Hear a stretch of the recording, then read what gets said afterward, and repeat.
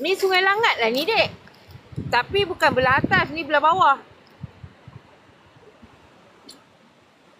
Abang Wan. Strike korang, strike! Korang strike korang. Macam tak naik korang, macam tak. Allah Akbar, Alhamdulillah.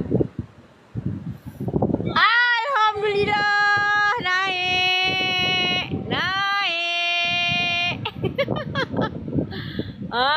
Tu nampak. Hei, tak payahlah. Orang dah lah zoom ni. Hei. Ya Allah, apa tua ni.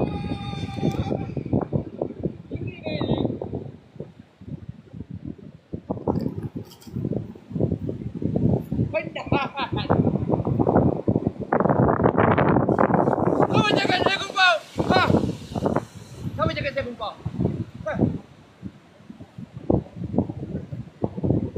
Bang, tu kaki tepi sangat. Ya, tadi ada mayat kat situ kak. Jangan yang tidak-tidak lah korang. Ada saya kumpul ke tadi?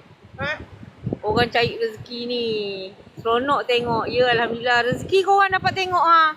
Tengok dia berbelit dekat ekor korang. Penat kan? Nak ibu dan kakak korang macam pasal. Lawa je. Mestilah lawa. Alhamdulillah, terima kasih Allah.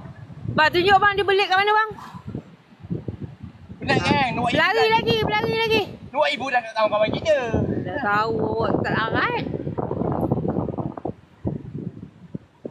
Tapi hati-hati bang, insyaAllah. Korang doa yang baik-baik je.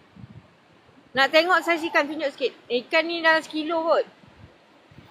Kilo apa tau? Geng, satu je nasihat saya.